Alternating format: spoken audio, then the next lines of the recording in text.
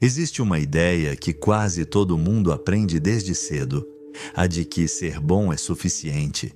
Que se você tiver um coração puro, boas intenções e compaixão pelos outros, no fim tudo vai se ajeitar. Mas e se isso for uma mentira confortável? E se, num mundo movido por vaidade, orgulho e interesse, ser uma boa pessoa não te tornasse forte, mas vulnerável? Em um dos romances mais profundos de Dostoiévski, ele faz uma das experiências morais mais radicais da literatura. Ele coloca um homem genuinamente bom no centro de um mundo corroído por desejo, humilhação e autodestruição, e observa o que acontece. O resultado não é bonito, não é inspirador no sentido fácil, e definitivamente não é reconfortante. Porque o protagonista do romance é aquilo que quase ninguém consegue ser: inocente sem cinismo, compassivo sem cálculo, humano sem segundas intenções. E mesmo assim, ou talvez por isso mesmo, ele é esmagado por tudo que encontra. Chamam ele de o idiota. O protagonista, o príncipe Mishkin, está voltando para a Rússia depois de passar anos em tratamento na Suíça por causa de sua epilepsia. Desde o começo, ele aparece como alguém deslocado, vulnerável e quase infantil em sua sinceridade. E logo no trem, ele encontra dois homens que representam o oposto dele. O primeiro é Rogojin, intenso, sombrio, consumido por obsessão.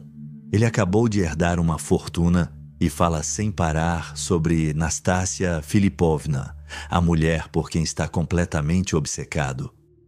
O segundo é Lebiedev, oportunista, escorregadio, alguém que parece sobreviver se adaptando ao caos e tirando vantagem dele. E Mishkin está ali no meio, quase como um estrangeiro moral. Ele não fala como eles, não pensa como eles, não deseja como eles, e isso já faz dele uma figura estranha. Quando chega a São Petersburgo, Mishkin visita o general Iepanchin, um parente distante. É nesse ambiente que ele entra em contato com a alta sociedade russa, esse espaço onde status, aparência e interesse se misturam o tempo todo. Ali, ele conhece Aglaya, a filha mais nova do general. Uma jovem inteligente, orgulhosa e fascinada por Mishkin, justamente porque ele parece diferente de todos os homens ao redor dela. Mas a verdadeira força gravitacional da história é Nastassia Filipovna.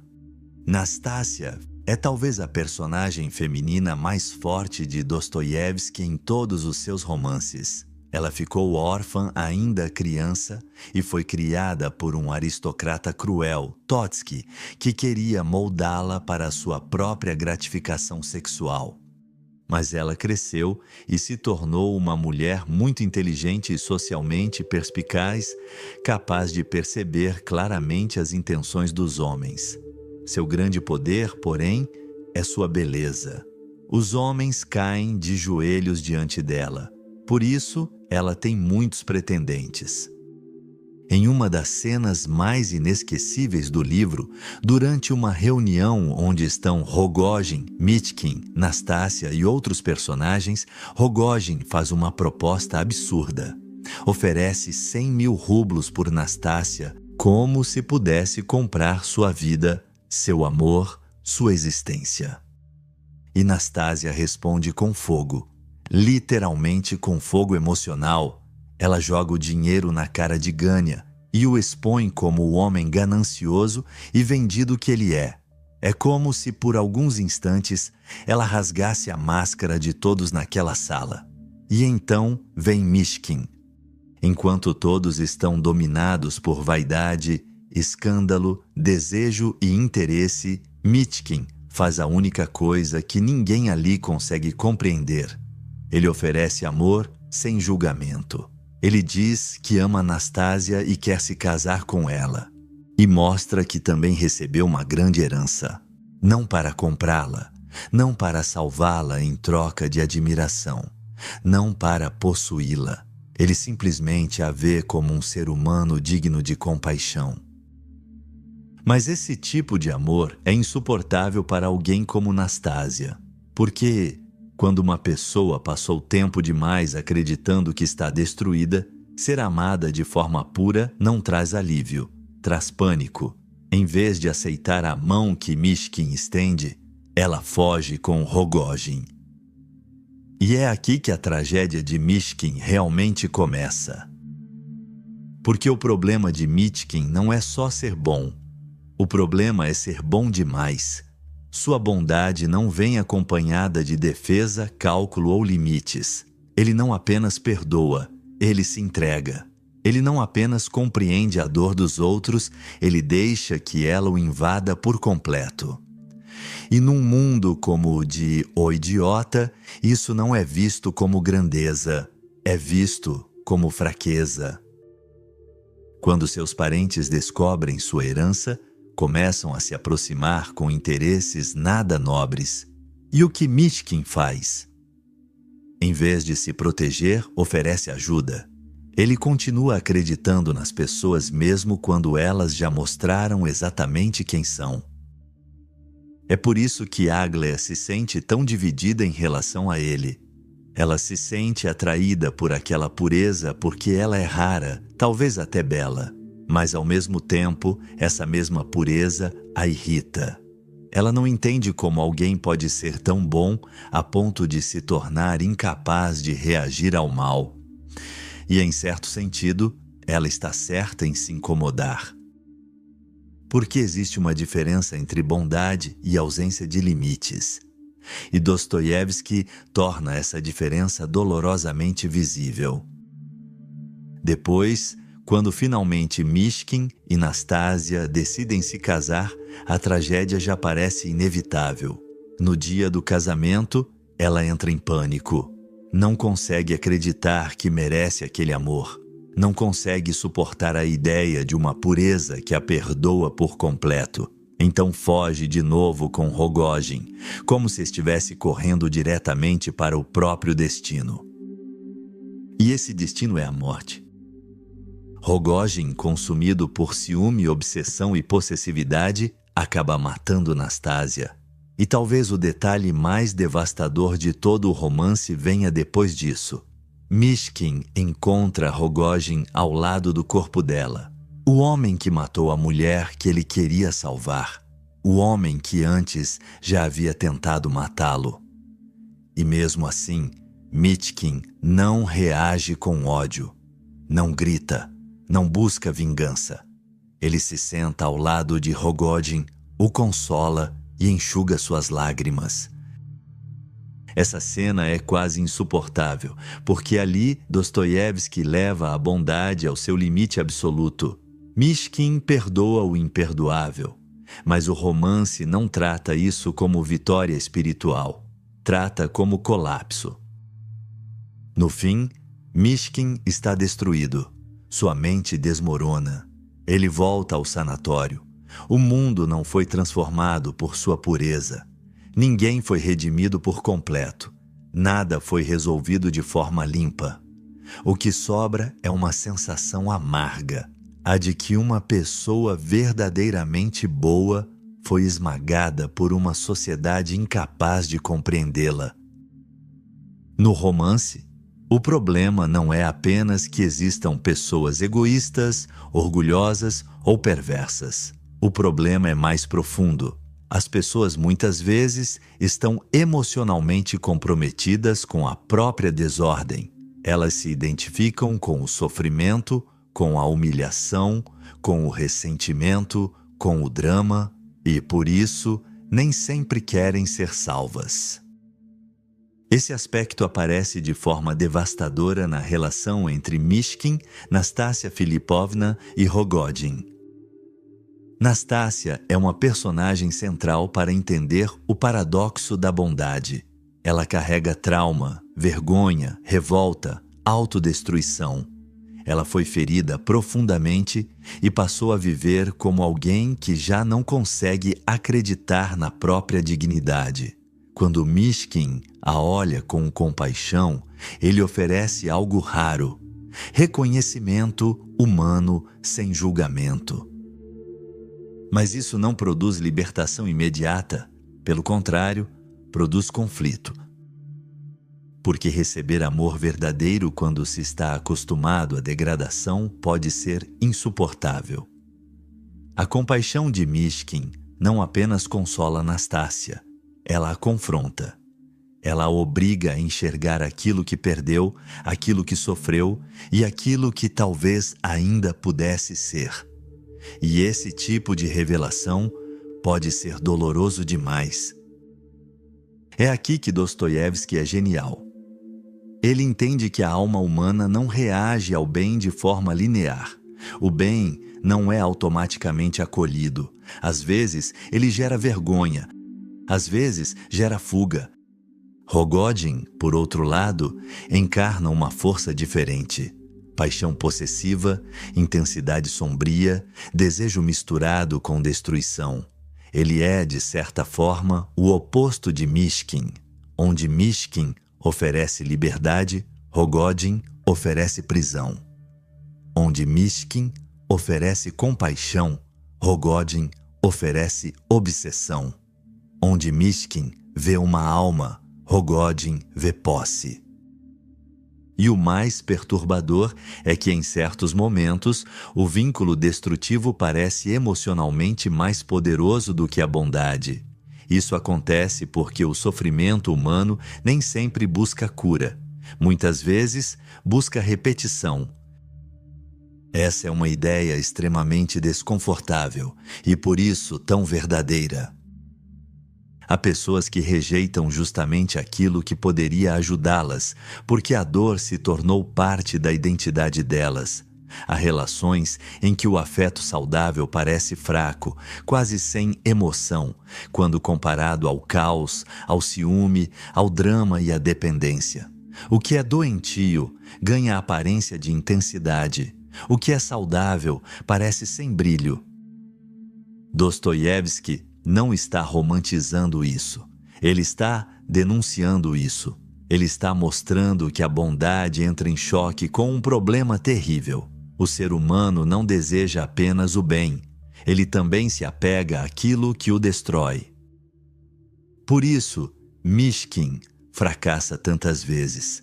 Não porque sua compaixão seja inútil em si, mas porque ele entra em contato com pessoas cindidas, feridas, orgulhosas, contraditórias. Pessoas que simultaneamente querem ser amadas e sabotam qualquer possibilidade de redenção.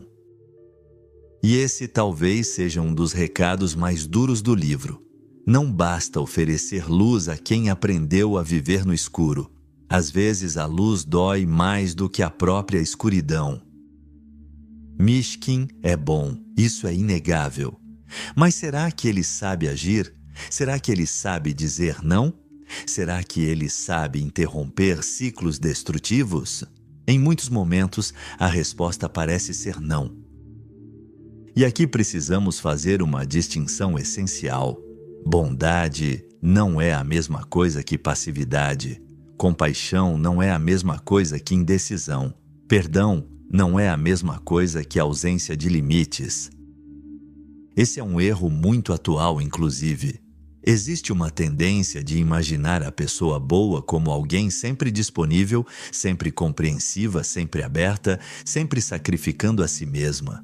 Como se impor limites fosse dureza, como se discernimento fosse frieza, como se firmeza fosse falta de amor.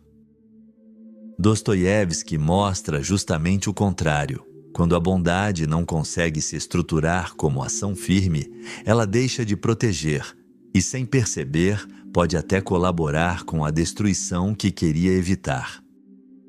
Mishkin sente profundamente a dor dos outros. Isso é sua grande virtude. Mas ele não consegue organizar essa compaixão de forma eficaz diante do caos humano. Ele hesita. Ele tenta abraçar tudo ao mesmo tempo. Ele quer salvar quem sofre, consolar quem ama, compreender quem ameaça, reconciliar o irreconciliável. Só que a realidade tem limites. Há conflitos que exigem decisão.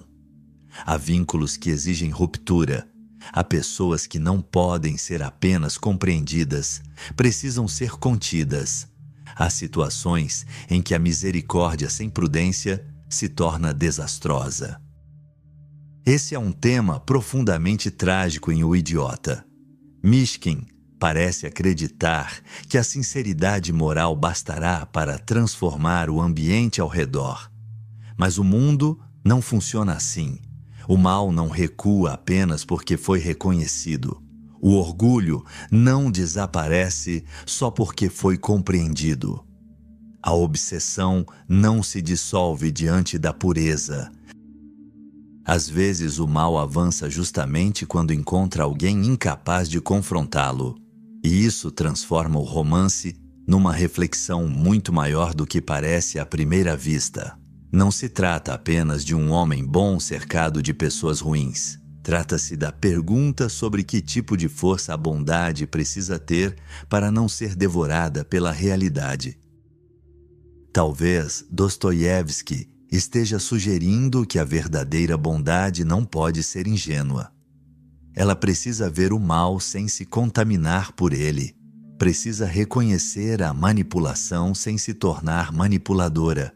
Precisa amar sem se deixar usar como instrumento da desordem alheia. Esse é o paradoxo. Quando a bondade é pura demais para enxergar a perversidade concreta do mundo, ela corre o risco de falhar justamente onde mais queria fazer o bem, e isso nos atinge diretamente. Quantas vezes pessoas boas são destruídas porque confundem paciência com tolerância ao abuso? Quantas vezes confundem empatia com responsabilidade total pela dor do outro? Quantas vezes acreditam que amar alguém significa aceitar tudo, suportar tudo, compreender tudo? O Idiota nos obriga a olhar para isso sem romantização. Ser bom não é ser fraco. Mas, se a bondade não desenvolver força interior, critério e limite, ela pode acabar servindo de alimento para o caos. No fim das contas, o que o Idiota nos ensina sobre ser uma boa pessoa? Talvez a grande resposta seja esta: a pureza moral é bela, mas insuficiente. Essa afirmação pode parecer dura, até injusta com Mishkin, mas ela faz sentido dentro da tragédia construída por Dostoiévski. O romance não ridiculariza a bondade. Muito pelo contrário, ele a trata como algo raríssimo, quase sagrado. O problema é que ele também mostra que a bondade sozinha não reorganiza o mundo. Ser uma boa pessoa não pode significar apenas sentir compaixão. Precisa significar também discernir, escolher, agir, recusar, enfrentar, proteger. A bondade madura não é cega. Ela não idealiza o ser humano. Ela não confunde sofrimento com inocência. Ela não acha que toda ferida produz virtude. Ela não entrega a própria alma à desordem alheia em nome de um amor sem forma. E isso é muito importante. Nem toda tentativa de salvar alguém é um ato de amor saudável. Às vezes, é incapacidade de aceitar que existem dores que não podemos resolver. Às vezes, é recusa em admitir que o outro tem liberdade para se destruir. Às vezes, é uma compaixão sem contorno, sem sabedoria, sem estrutura. Mishkin nos comove justamente porque ele representa uma possibilidade moral quase impossível, a da inocência real.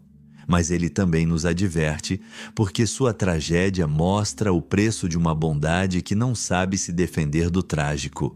Por isso, o livro não é um elogio simplista ao ser bonzinho. É algo muito mais exigente. É quase um chamado à construção de uma bondade forte.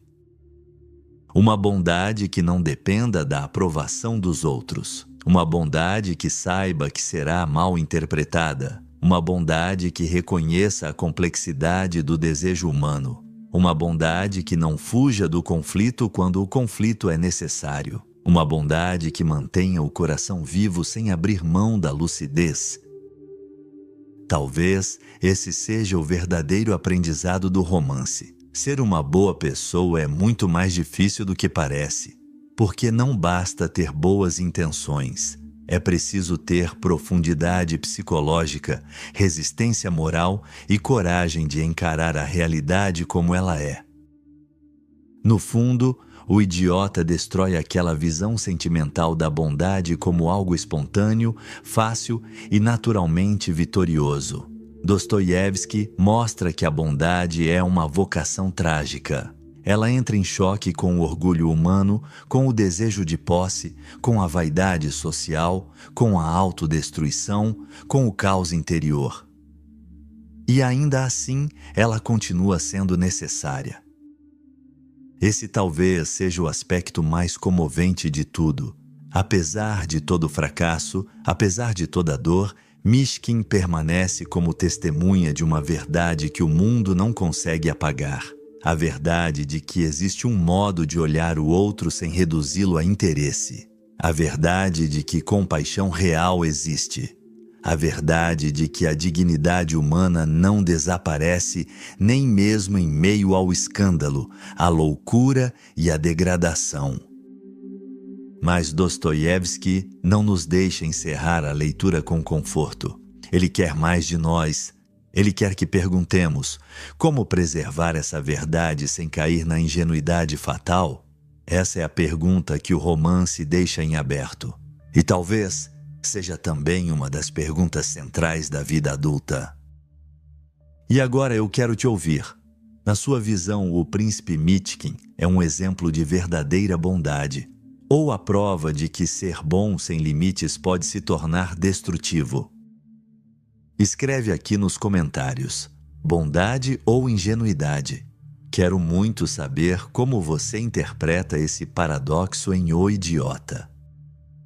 E claro, se você gosta de reflexões profundas sobre literatura, filosofia e psicologia, se inscreve no canal e ativa o sino, porque aqui a gente não resume livros. A gente tenta entender por que eles continuam nos assombrando séculos depois.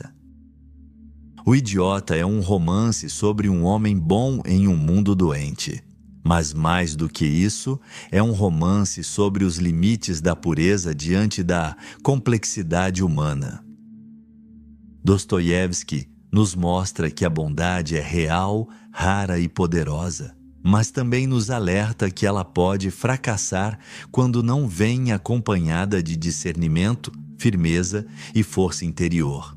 O príncipe Mishkin não é apenas um personagem, ele é uma pergunta viva.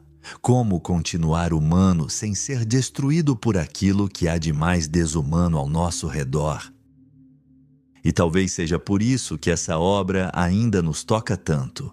Porque, no fim, todos nós queremos acreditar que ser bom basta.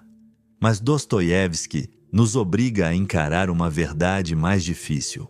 Ser bom é só o começo.